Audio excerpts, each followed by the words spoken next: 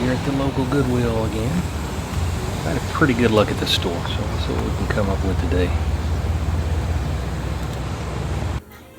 Looks like a cassette deck. Oh yeah, dual cassette deck. Optimus. This was the RadioShack brand that was one level higher than realistic, I believe.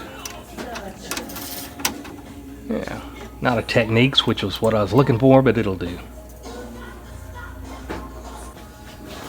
Yeah, everything's in there. It looks like $10, so with 30% off, $7. All right, back at the house.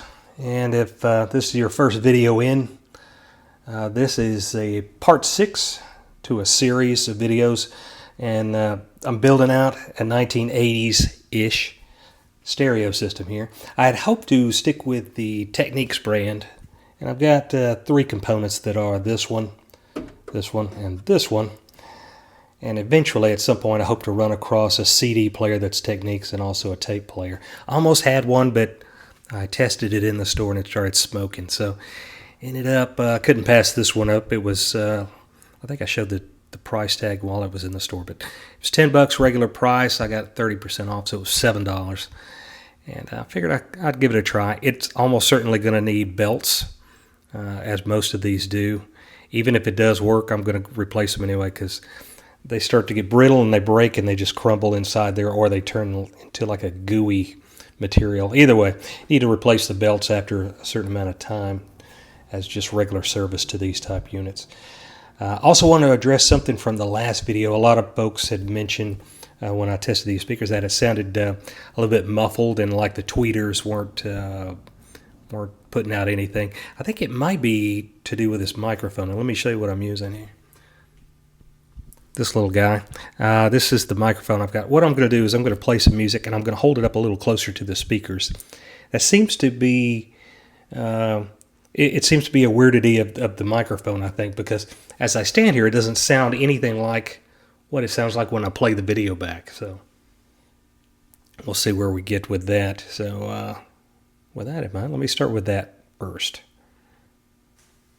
Try some Eddie money here.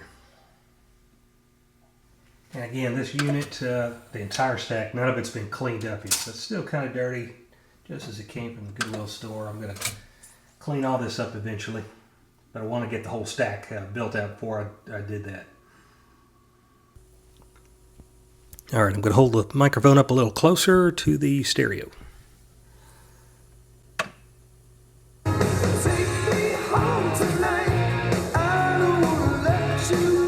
Not sure if you can tell a difference or not. Let me...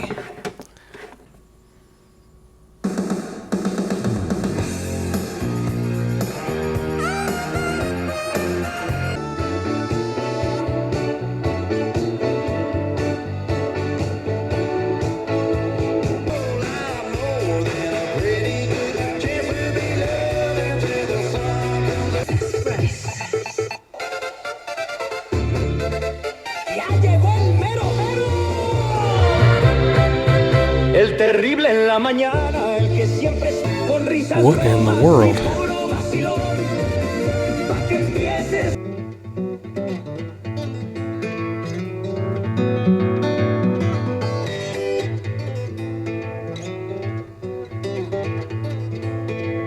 I don't know, what do you think?